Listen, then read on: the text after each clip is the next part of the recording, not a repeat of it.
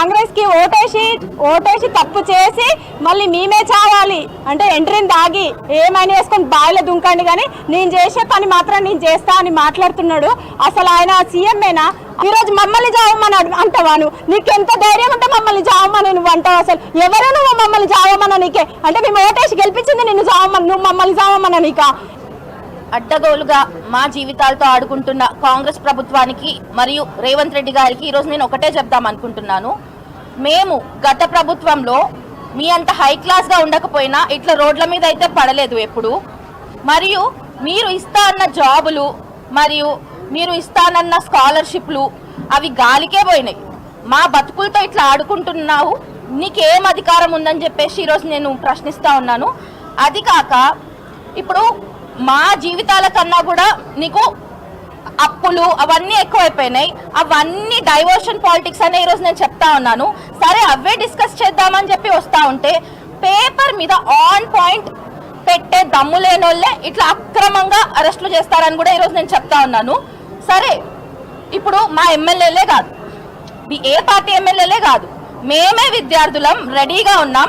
ఎక్కడ press meet పెడతారో చెప్పండి. మేము వచ్చి గత ప్రభుత్వంలో మా విద్యార్థులకు ఏమేమి అందాయి, ఈ ప్రభుత్వంలో మా విద్యార్థులకు ఏమేమి అందాయో కూడా ఈరోజు నేను మీకు సవాల్ విసురుతున్నాను. మీకు దమ్ముందా? ఎదుర్కొనే దమ్ముందా?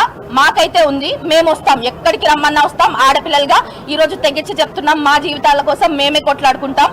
నీకు మమ్మల్ని ఎదుర్కొనే దమ్ముంటే ప్లేస్, డేట్, టైము చెప్పు, మేము వచ్చి మాట్లాడతాం. నా పేరు మనీషా. నేను ఒక డిగ్రీ అయిపోయిన స్టూడెంట్ని. ఇప్పటి వరకు నాకు స్కాలర్షిప్లు రాలేదు, ఒక రియంబర్స్మెంట్ రాలేదు, నా సర్టిఫికేట్స్ ఆగిపోయినాయి, అన్నీ ఆగిపోయినాయి. ఇప్పుడు నా కుటుంబం కూడా రోడ్డు మీద పడే స్టేజ్లో ఉంది. ఎందుకంటే నేను ఒక ఎల్డర్ డాటర్, నేనే చూసుకోవాలి నా ఫ్యామిలీని. నేను కాకపోతే ఎవరు చూసుకోరు. సో నీ వల్ల నా కుటుంబం రోడ్డు మీద పడే స్థితిలోకి వచ్చింది. రేపటి నాడు నువ్వు గనక మా విద్యార్థులతో ఇట్లనే బిహేవ్ చేస్తే నిన్ను ఎంత తొందరగా అయితే గడ్డెక్కించినామో అంతే తొందరగా గడ్డ దింపి కొడతామని చెప్పేసి ఈరోజు నేను నిన్ను హెచ్చరిస్తా ఉన్నాను. జై తెలంగాణ.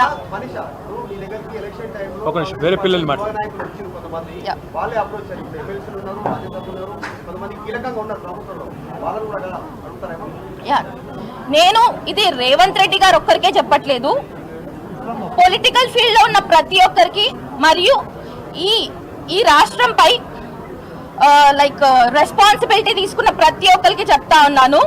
మీరు ఇచ్చిన మాట కాపాడుకోండి, లేకపోతే మేము ఇచ్చిన ఓటు మేమే వెనక్కి తీసుకుని ఎంత కఠినంగా మారాలో అంత కఠినంగా మారి మిమ్మల్ని గద్ద దింపి మా భవిష్యత్తు మేమే నిర్ణయించుకుంటామని చెప్పేసి ఈరోజు నేను చెప్తా ఉన్నాను.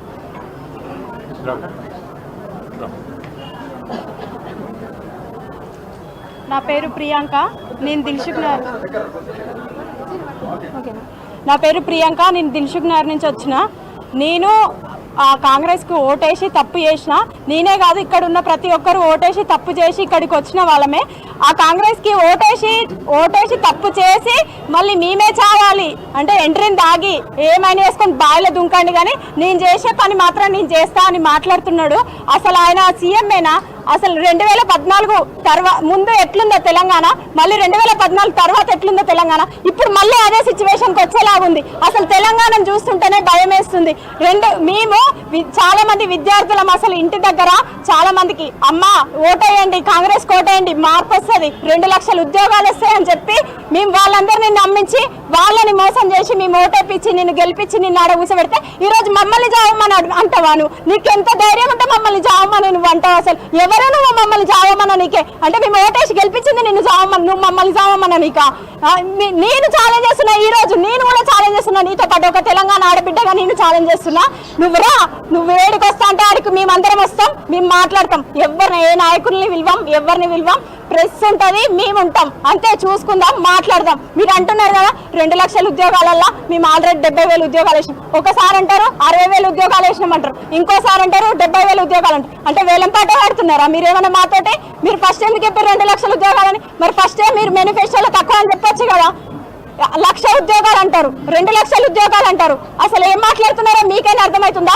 నిజంగా చెప్తున్నా, ఈ రోజు నేను ఒక తెలంగాణ ఆడబిడ్డగా చెప్తున్నా, ఒక పిచ్చోని చేతిలో రాయి పెట్టినట్టు మా తెలంగాణని ఆయన చేతిలో పెట్టి మేము నిజంగా తప్పు చేసాం అనిపిస్తుంది. అది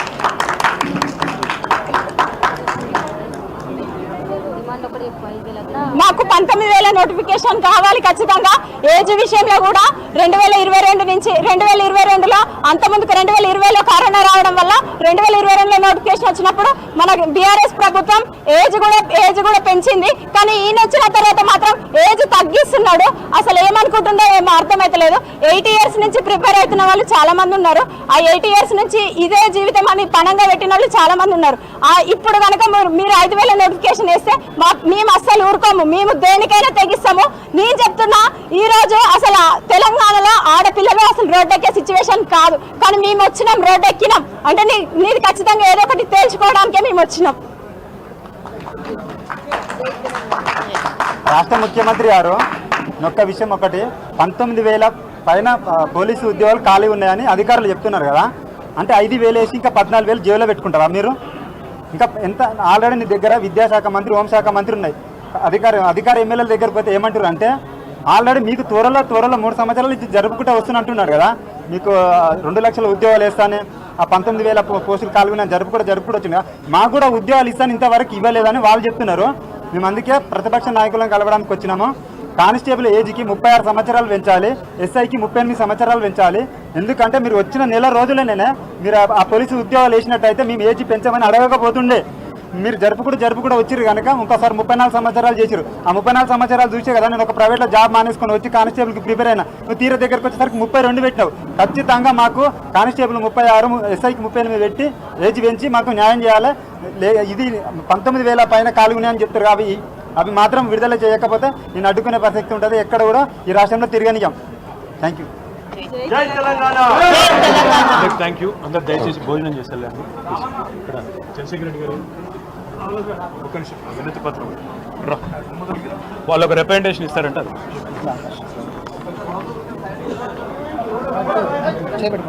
కొద్దిగా